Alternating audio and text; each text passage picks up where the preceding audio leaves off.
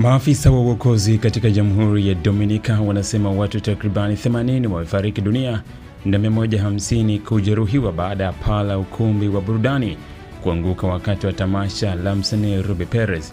Msanii huyo ni miongoni mwa hao waliofariki dunia. Maafisa hao wa uokozi wanawatafuta manusura katika ukumbi huo ulioko mji mkuu wa Santo Domingo uliojengwa miaka 70 iliyopita. Mkurugenzi wa kituo cha operesheni za dharura Juan Manuel Mendez amesema ana matumaini kwamba wengi wa waliozikwa chini ya paa lililoporomoka bado wako hai. Jet Set ni klabu ya usiku maarufu huko Santo Domingo ambayo huandaa mara kwa mara matamasha ya muziki wa dansi kila siku Jumatatu jioni. Wanasiasa, wanamichezo na watu wengine mashuhuri walihudhuria. Pia miongoni mwa wahasiriwa ni Nelson Cruz, gavana wa jimbo la Montecristi. Rais Luis Abinader alisema alikuwa dada wa mchezaji wa zamani wa baseball Nelson Cruz, mchezaji nyota wa ligi kuu mara 7.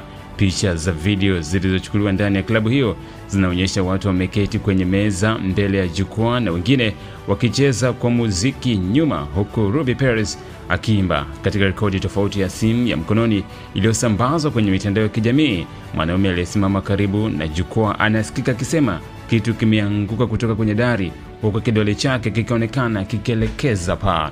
Katika picha hiyo, mwimbaji Ruby Perez pia anaonekana kutazama eneo lililoonyeshwa na mtu huyo. Hazikupita sekunde 30 kelele zinasikika na rekodi hiyo kuwa giza, huku mwanamke akisikika akipiga kelele, "Baba, umepata na nini?"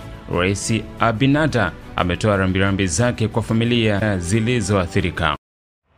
Dataflow inakuletea internet ya uhakika, ni salama na huunganisha kwa haraka. Unganisha na watu zaidi ya 30 kwa wakati mmoja. Inakaa na chaji kwa muda mrefu zaidi ya masaa 11. Pata data mtelezo yenye kasi kwa gharama nafuu. Wasiliana nasi.